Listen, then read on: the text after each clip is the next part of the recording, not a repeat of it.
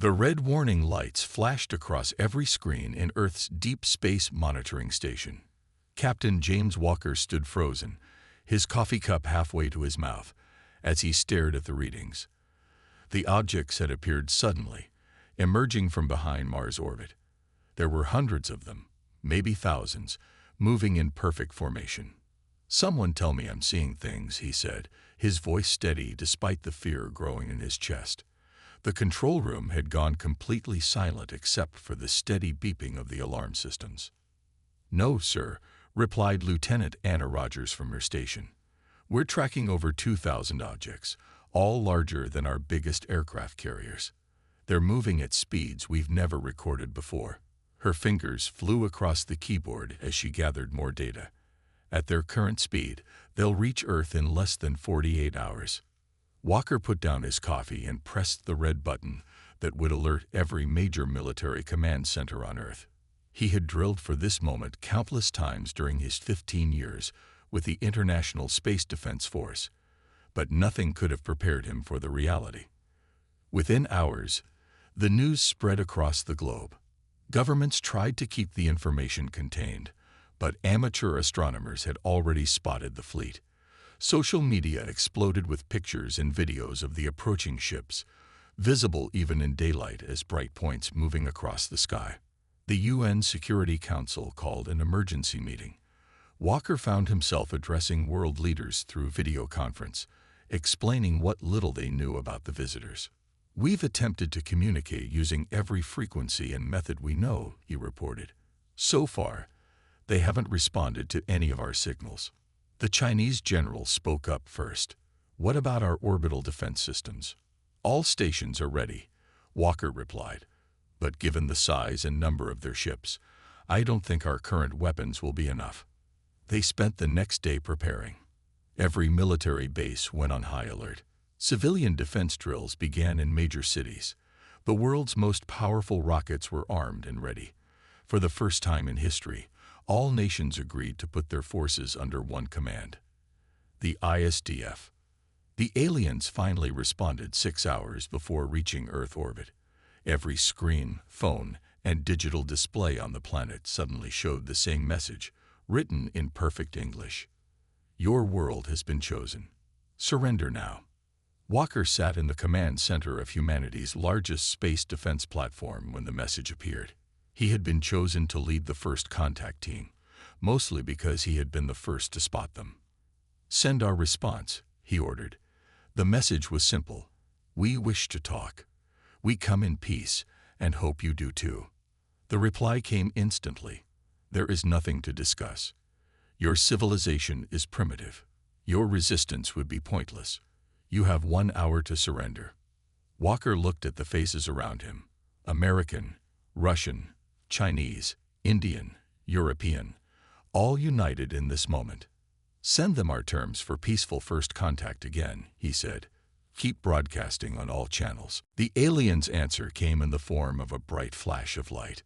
One of Earth's orbital defense platforms, a station that had cost billions to build, simply disappeared.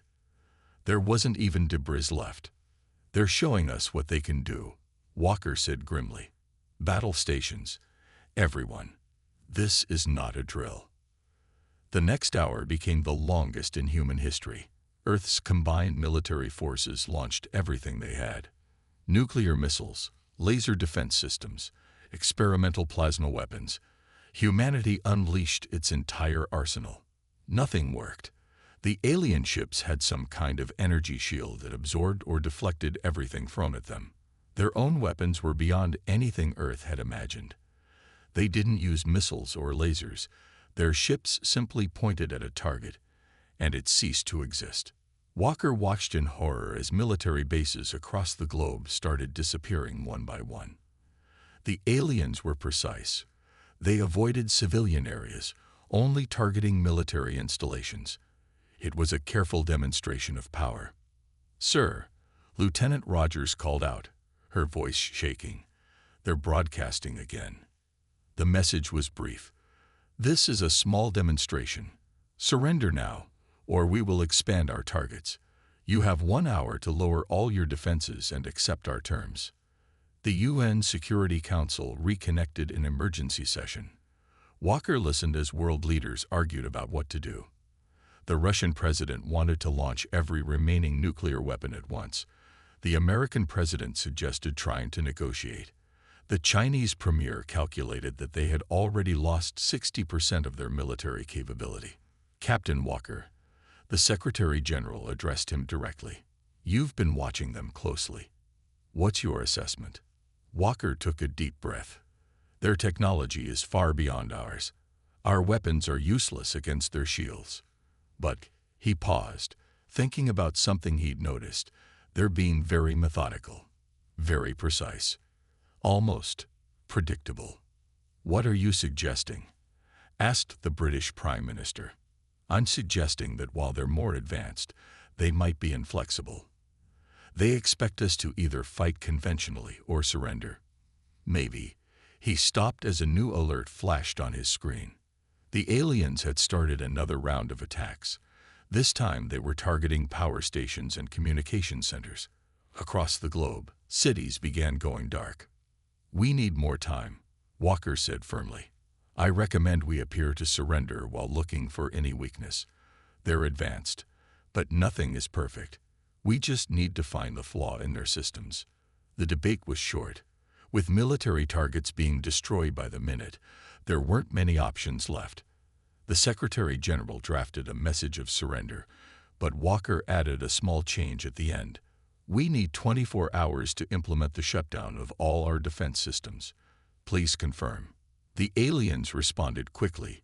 You have 12 hours. Any military action during this time will result in immediate civilian casualties. As the world leaders ended their call to begin implementing the surrender, Walker turned to Lieutenant Rogers. Anna, get me Dr. Emily Stone from the quantum physics lab. Don't use any official channels. Find her through the old phone lines if you have to. The physicist, Rogers asked, confused. Sir, what are you thinking?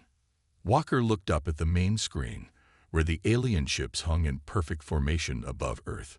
I'm thinking that their perfection might be their weakness, and if anyone can spot a pattern in their energy shields, it's Dr. Stone. The next 12 hours would determine the fate of humanity. As military forces stood down across the globe, Walker knew the real fight was just beginning. Sometimes, he thought, you have to lose the first battle to win the war. He watched as another military base vanished under the aliens' weapons. They were so precise, so calculated in every move. No wasted energy, no random attacks, everything following exact patterns. In his gut, Walker knew this would be important somehow. The aliens had expected Earth to either fight and lose, or surrender and submit. They hadn't considered a third option. As Walker waited for word from Dr. Stone, he allowed himself a small smile. The aliens might have better technology, but they were about to learn that humans were very, very good at finding unexpected solutions to impossible problems. Dr. Emily Stone hadn't slept in 36 hours. Her small underground lab, tucked away in an old bunker, was filled with humming equipment and flickering screens. She stared at the data readings from the alien ship's energy shields, something about them nagging at her tired mind. Run it again, she told her computer, taking another sip of cold coffee. The screen showed the same pattern of energy pulses that the alien shields produced. Beautiful, perfect, and somehow familiar. The phone on her desk rang. An old landline that hadn't been used in years. She picked it up cautiously. Dr. Stone, this is Captain Walker. We need your help. The voice was clear, untraceable, unlike modern digital communications that the aliens could monitor. She glanced at her screens again. Captain, I think I might have found something interesting about their shields. But I need more data. Walker's voice became excited. What kind of data? The way their shields absorb our weapons. It's too perfect. Every energy weapon we've used, every missile, every blast. Their shields handle them all the same way. It's like, she paused, searching for the right words. It's like they're running some kind of universal translation program for energy. What does that mean? Walker asked.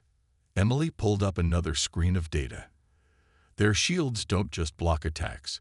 They convert everything into the same type of quantum energy pattern. It's incredibly advanced, but also, she stopped suddenly, her eyes going wide. Dr. Stone, are you there? Captain, can you get me readings from their shields when they're not under attack? Just their basic operational frequency. An hour later, Emily's computer was processing new data from the few remaining military sensors. She watched as the numbers confirmed her theory, her heart beating faster with each calculation. It's like a universal translator, she explained to Walker over the secure line. Their shields convert everything into quantum energy patterns that they can easily control. That's why our weapons don't work. The shields transform the energy into something they can handle. How does this help us? Walker asked. Emily smiled for the first time in days. Because they're only set up to handle what they consider weapons. Their system is designed to convert complex energy patterns. But what about something simpler? Something so basic they wouldn't even consider it a threat. She pulled up an old textbook on her tablet, flipping to a chapter about radio waves. Captain, do you know why we still use simple radio waves for some communications? Because sometimes the old, simple solutions work better than complex ones. Walker was silent for a moment. Are you saying their shields might be vulnerable to basic radio waves? Not just any radio waves, Emily explained, getting more excited. Very specific frequencies. Their shields are so focused on handling complex energy patterns that they might not even register certain simple wavelengths. It's like having an advanced computer virus scanner that ignores a basic computer worm. She sent him some calculations. Look at their shield harmonics. They operate on incredibly complex quantum frequencies. But there's a gap in their coverage, right in the range of old AM radio broadcasts. Could this actually hurt them? Walker asked. Hurt them? Maybe not. But disrupt their shields. If we hit them with enough power at exactly the right frequency. Emily let the possibility hang in the air. The next few hours were a blur of calculations and tests. Emily's team worked in secret, using equipment that was considered obsolete decades ago. They couldn't risk using modern computers or networks. The aliens would detect that kind of activity instantly. They found an old radio tower outside the city and modified it to broadcast at the exact frequency Emily had calculated. The test was small, just a brief pulse to see if the aliens would notice. They didn't. Their ships continued their perfect patrol patterns above Earth, their shields glowing with quantum energy. But Emily's instruments showed something interesting. For a fraction of a second, the shields had flickered. It works, she whispered, staring at the readings. Captain, it actually works. But they had a new problem. The aliens were watching all major power sources and communications. They would notice if humans started powering up radio towers all over the world. They needed a way to prepare their defense without being detected. We need to go older, Emily said during their next secure call. Pre-digital. The aliens are watching our power grids, our computers, our modern communications. But what about technology so old they wouldn't even recognize it as technology? Walker understood immediately. Like mechanical generators, hand-cranked radios, crystal sets. Exactly. We need to build a network using technology that's too primitive for them to bother monitoring. And we need to do it fast. The plan started taking shape. Using the secure landline network, they contacted trusted scientists and engineers around the world. Everyone worked in small groups, using basic tools and old equipment that had been gathering dust in warehouses and museums. Emily's team worked on perfecting the frequency. They discovered that the alien shields were most vulnerable to a very specific wavelength, one that matched the old emergency broadcast system that humans had used for decades. It's almost poetic, Emily told Walker during one of their calls. The frequency that might save humanity is the same one we use to warn ourselves about disasters. But time was running out. The aliens were getting suspicious of the continuing technical difficulties that Earth claimed were delaying their complete surrender. They had started making examples of military bases that weren't dismantling fast enough, wiping them off the map with their powerful weapons. Emily worked faster, sleeping only when she couldn't keep her eyes open anymore. The math had to be perfect. The frequency had to be exact.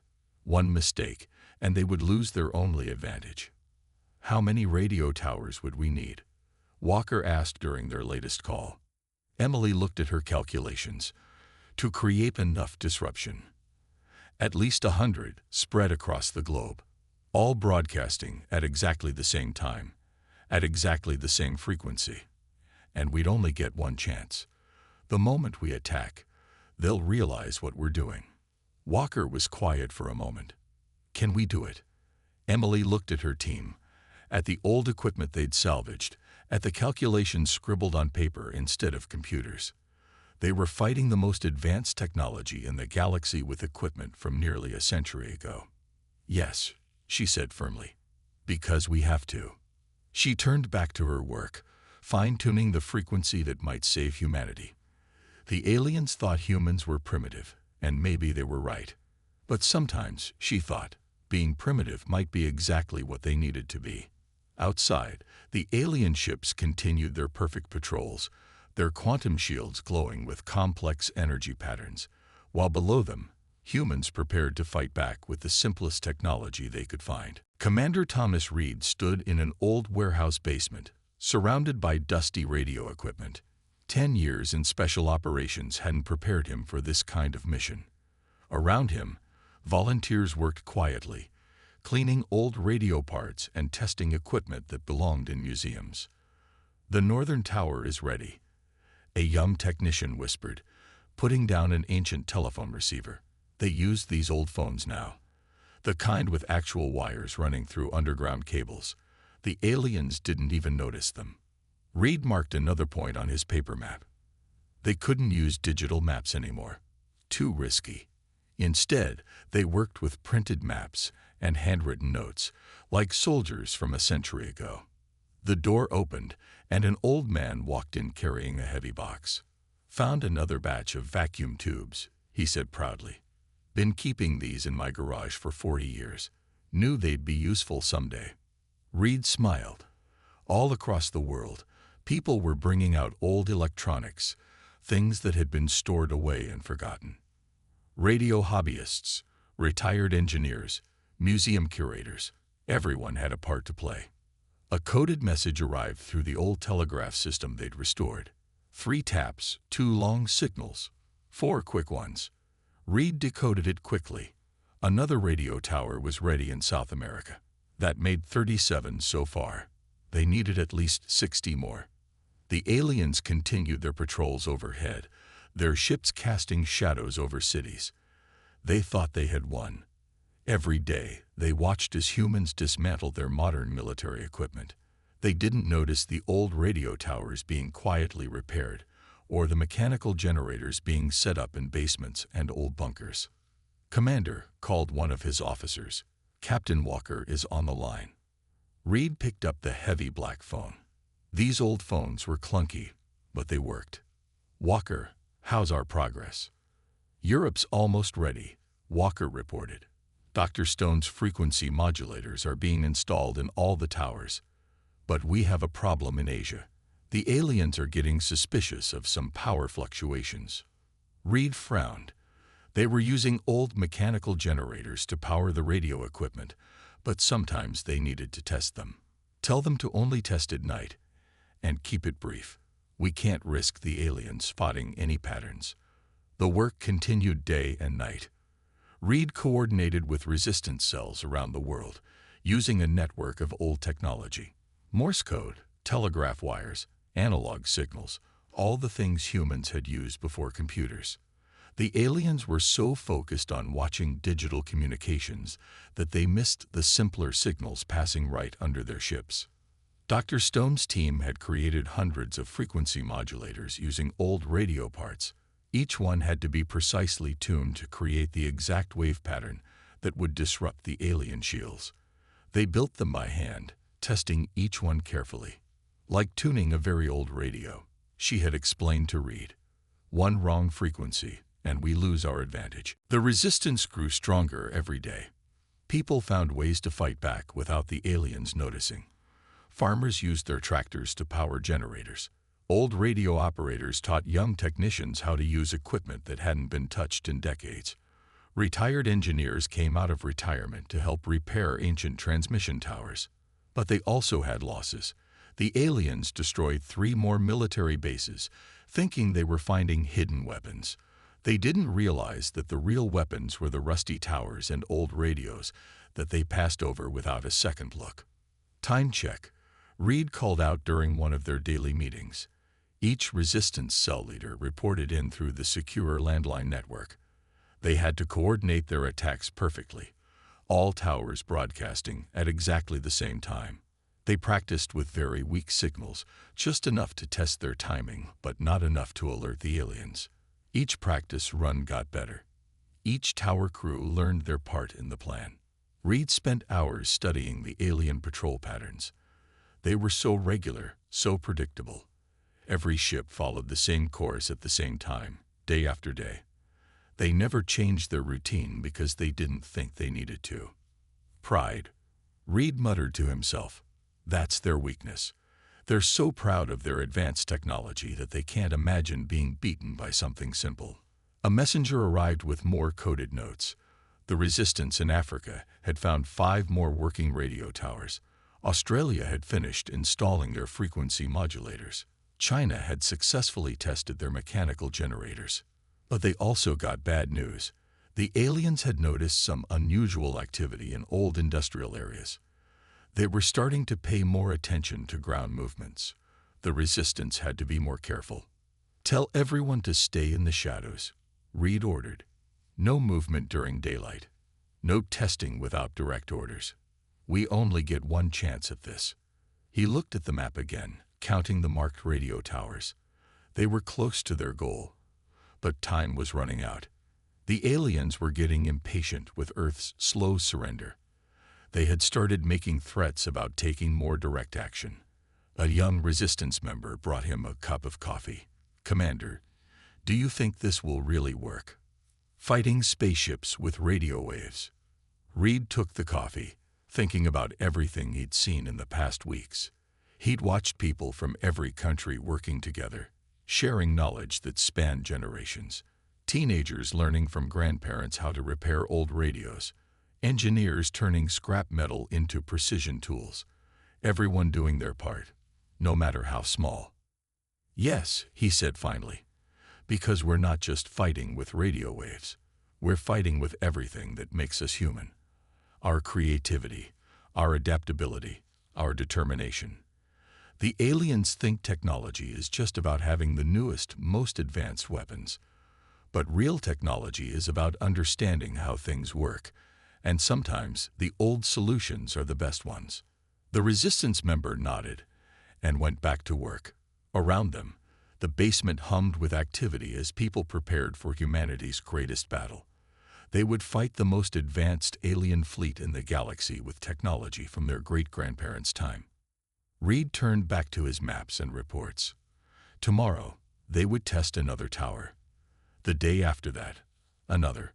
Slowly, carefully, building their strength while appearing weak. The aliens watched Earth's modern weapons being destroyed and thought they had won. They didn't realize that humans had already won many wars with much simpler weapons than what they were preparing now. All they needed was the right moment to strike. The old clock on the wall ticked loudly in the silence. Captain Walker stood in the underground command center, watching as resistance members took their positions at the radio equipment. Each person knew their job. Each piece of old technology had been tested and retested. They would only get one chance at this. "Status report," he said quietly into the landline phone. Around the world, other resistance cells responded one by one. "London ready. Beijing standing by. Cairo in position. Sydney prepared. Buenos Aires waiting for signal." The reports continued coming in. 112 radio towers spread across every continent, each one carefully hidden from the aliens' watchful eyes. They had done it. Somehow, they had actually done it. Dr. Stone stood at her station, making final adjustments to the master frequency controller. It was built from parts they'd salvaged from old radio stations and music studios. The device looked like something from an old science fiction movie, with analog dials and vacuum tubes glowing softly. "All modulators are synchronized," she reported, her voice tense but steady. "The frequency is locked in at exactly 1,215 kilohertz. Everyone knows their part." Walker nodded. They had rehearsed this hundreds of times using very weak signals.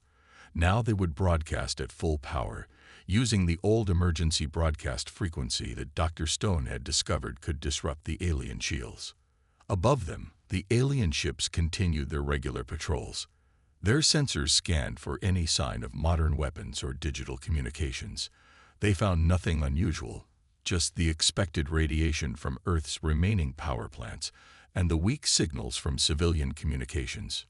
"Time check," Walker called out. Everyone looked at their synchronized mechanical watches. No digital timepieces were allowed. Too easy for the aliens to detect. They had to coordinate this attack using technology from before the computer age. Commander Reed's voice came through on the secure line. "All ground teams report ready. Generators are warmed up. Tower crews are in position." Walker took a deep breath. This was the moment they had been preparing for. If they failed, the aliens would realize what they were doing and destroy every radio tower on Earth. There would be no second chance. "Weather report?" he asked. "Clear skies worldwide," came the response. "Ionosphere conditions are perfect for radio transmission." They had chosen this time carefully. The aliens' patrol patterns were at their most predictable now, and the Earth's atmosphere was in the best condition for radio wave propagation. Everything had to be perfect. Dr. Stone made one final check of her equipment. The frequency modulators were their most critical technology, a combination of old radio parts and new theories about quantum physics. Each one had been carefully tuned to produce exactly the right wavelength. 5 minutes to transmission," Walker announced. The room grew even quieter. Around the world, resistance members took their positions at their radio towers. Mechanical generators hummed to life, powered by everything from old car engines to bicycle-driven dynamos. 4 minutes. In the alien ships above, nothing seemed unusual. Their sensors detected some minor power fluctuations, but nothing outside normal parameters. They had grown used to humans' primitive energy signature. 3 minutes. Dr. Stone's hands moved across her control panel, making tiny adjustments. The frequency had to be exact. Even a small deviation could ruin everything. 2 minutes. Commander Reed's voice came through again. "All teams confirm ready. No alien activity detected near any broadcast stations." 1 minute. Walker looked at his team. They were an unusual mix. Young computer engineers working alongside retired radio operators, soldiers following orders from civilian scientists. All united in this one desperate attempt to save Earth. 30 seconds. Around the world, hands reached for power switches. Generator crews stood ready. Every person involved in the plan watched their mechanical chronometers, waiting for the exact moment. 10 seconds. Dr. Stone's finger hovered over the master switch. Her frequency modulators would send the signal to all towers simultaneously, ensuring they broadcast at exactly the right wavelength. 5, 4, 3, 2, 1. Transmit now. 112 radio towers powered up at the same instant. The old emergency broadcast frequency blasted into the sky at full power, carried by equipment that hadn't been used in decades. The signal was stronger than anything that had been broadcast on that frequency before. For a moment, nothing seemed to happen. The alien ships continued their patrol patterns, their shields glowing with their usual quantum energy field. Then Dr. Stone's monitors started showing changes. "The shield harmonics are fluctuating," she called out. "The frequency is disrupting their quantum field." Walker grabbed his binoculars and looked through the small window at the sky above. The alien shields were starting to flicker, their perfect energy patterns disturbed by the simple radio waves hitting them from all directions. "Keep broadcasting," he ordered. "Don't let up." Around the world, resistance members worked to maintain the signal. Mechanical generators roared as they pushed to their limits. Old vacuum tubes glowed bright red with the strain of continuous transmission. The aliens finally noticed something was wrong. Their ships began to move erratically, breaking their perfect formation for the first time. But they couldn't find the source of their problems. Their advanced sensors were designed to detect modern weapons, not ancient radio waves. "Shield disruption at 40%, Dr. Stone reported excitedly. "Their quantum field can't compensate for the frequency." Walker grabbed the secure phone. "All military units, prepare for Phase 2. The moment their shields fail completely, hit them with everything we have left." The radio towers continued broadcasting, their simple technology proving more powerful than anyone had expected. The aliens' perfect shields, designed to handle the most advanced energy weapons, were being undone by a technology they had considered too primitive to be a threat. In the command center, Walker watched the monitors with growing hope. Sometimes, he thought, the oldest solutions were the best ones, and sometimes being underestimated was the greatest advantage of all. The world changed in the next few minutes. As the radio towers continued their broadcast, the alien ships began to show more signs of distress. Their perfect formations broke apart as they tried to escape the invisible waves that were disrupting their shields. Dr. Stone's voice was filled with excitement as she read the measurements. Shield strength dropping past 60%, 50%. They can't maintain their quantum field stability. Walker grabbed the secure phone line. "All remaining military units, prepare to fire on my command. Target their engines first. They'll be most vulnerable when their shields are weakest." The aliens finally realized they were under attack, but their advanced sensors couldn't pinpoint the source. The simple radio waves seemed to come from everywhere at once, bouncing off the atmosphere and reflecting back from the ground. 40% shield strength, Dr. Stone called out. "Their quantum field is collapsing." The alien ships started firing their weapons randomly, trying to stop whatever was attacking them. But they were shooting at modern military installations, ignoring the old radio towers that were actually causing their problems. 30%. Commander Reed's voice came through the phone. "Ground teams report all towers still broadcasting at full power. Some generators are starting to overheat, but they're holding." The aliens tried to send messages to Earth, their perfect English now showing signs of panic. "Stop this attack. You cannot defeat us.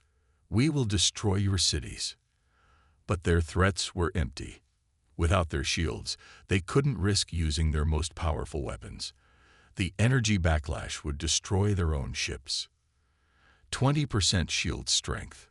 Dr. Stone's hands flew over her controls, fine-tuning the frequency to maintain maximum disruption. "The quantum field is breaking down completely." Walker gave the order they'd been waiting for. "All units, open fire. Concentrate on ships showing the most shield instability." Around the world, Earth's remaining military forces sprang into action. Artillery batteries that had been hidden underground emerged and started firing. Jets that had been concealed in mountain hangars took to the sky. Every weapon that humans had managed to hide was now turned against the aliens. This time, the attacks worked. Without their shields, the alien ships were vulnerable. Their hulls were still strong, but they could be damaged.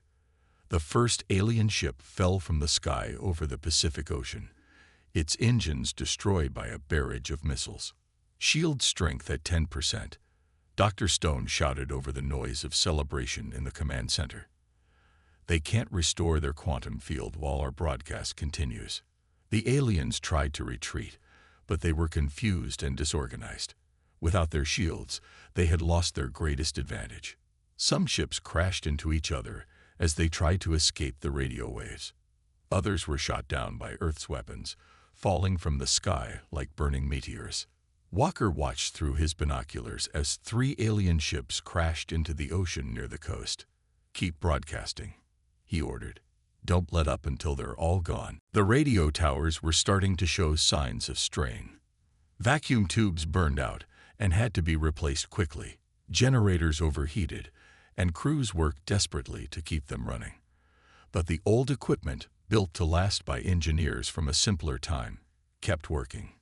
Commander Reed reports the aliens are retreating worldwide, an officer announced.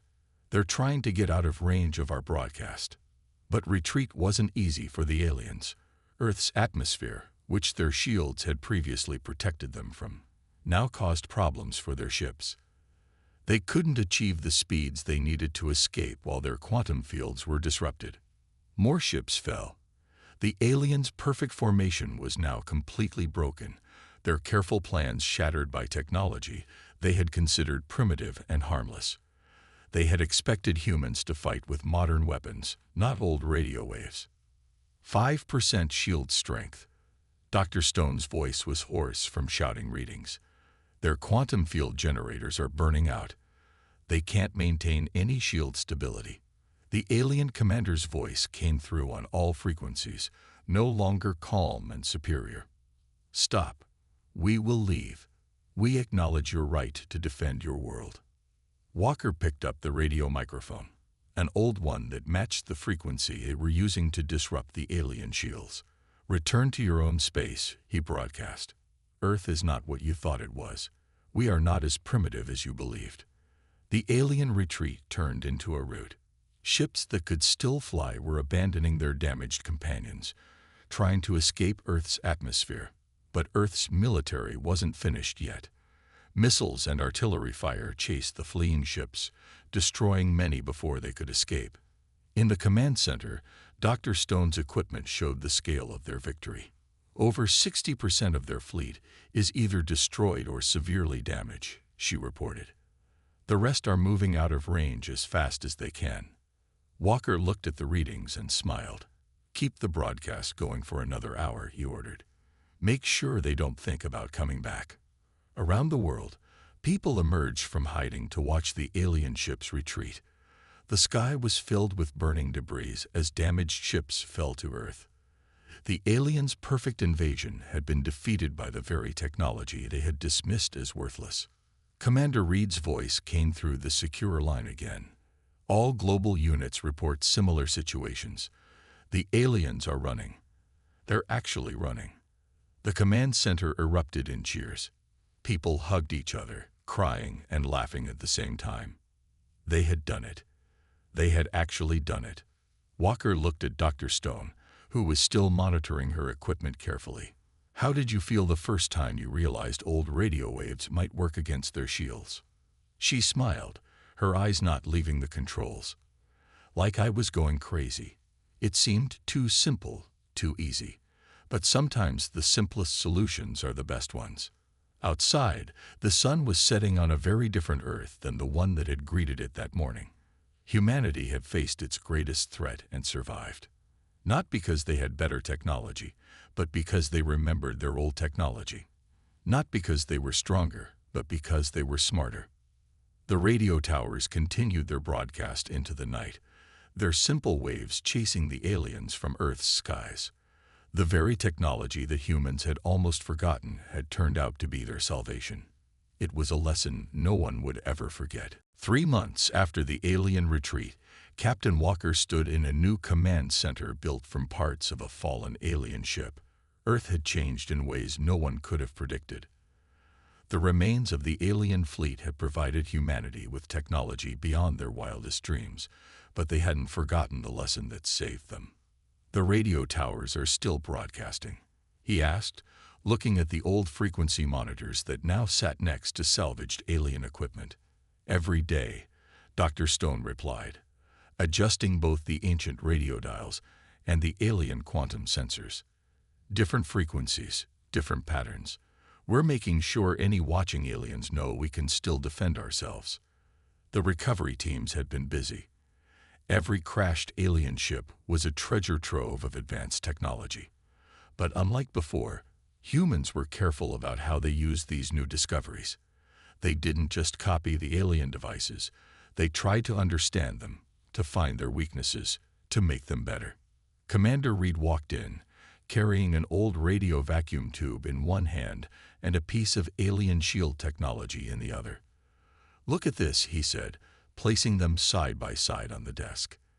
"Their quantum shield generators work on the same basic principle as our old radio tubes. They just made it more complicated than it needed to be." That was the big discovery they had made while studying the alien technology. The aliens had built everything to be as advanced as possible, often making simple things unnecessarily complex. They had forgotten that sometimes the old ways were the best ways. "Any sign of them coming back?" Walker asked, looking at the space monitoring screens. "Nothing," Dr. Stone answered. "But we're ready if they do. Every new ship we build has both quantum shields and old-style radio defenses. No one will ever catch us off guard again." The world had united in a way that seemed impossible before the invasion. Countries shared their discoveries and resources, working together to rebuild and prepare. The old radio network that had saved Earth was now a backup for every modern communication system. Walker walked to the window and looked out at the city. Pieces of alien ships had been turned into new buildings, their strange metals gleaming in the sunlight. But next to them stood old radio towers, their simple antennas still broadcasting their protective signals into space. "We've finished translating more of their database," a young scientist reported, bringing in a stack of papers. "They still use paper for important records now, another lesson learned from the invasion. You won't believe what we found out about why they attacked Earth." Walker picked up the first page and read it. According to the alien records, they had chosen Earth because their scans showed a planet dependent on advanced digital technology. They thought this meant Earth would be an easy target. They had completely missed the older technology that humans kept around out of habit or nostalgia. "They just didn't understand us," Dr. Stone said, reading over his shoulder. "They thought newer always meant better.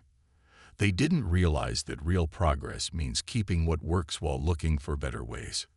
Outside, a group of students walked past the building. They were carrying both modern tablets and old radio equipment. Every school now taught both advanced technology and basic engineering. No one wanted to forget the lesson that simple technology had saved humanity. "The new defense network is almost ready," Commander Reed reported. "Every major city will have both quantum shields and radio broadcast towers. If anyone attacks us again, they'll have to deal with everything we can throw at them, old and new." Walker nodded. Humanity had learned that their greatest strength wasn't in having the most advanced technology, but in knowing how to use every tool available to them. They had survived because they were adaptable, creative, and willing to try solutions that seemed too simple to work. The alien database had revealed something else too. Earth wasn't the first planet these aliens had attacked, but it was the first to defeat them. Other worlds had tried to fight back with advanced weapons, and all had failed. None had thought to use simple radio waves against quantum shields. "We're sending out the warning beacons today," Dr. Stone said, "putting them at the edge of our solar system." The beacons were a new invention, a combination of alien quantum technology and old human radio equipment. They would warn any approaching ships that Earth was protected by both the most advanced and the most basic technology in the galaxy. "What do they say?" Walker asked, curious about the final message they had chosen. Dr. Stone smiled.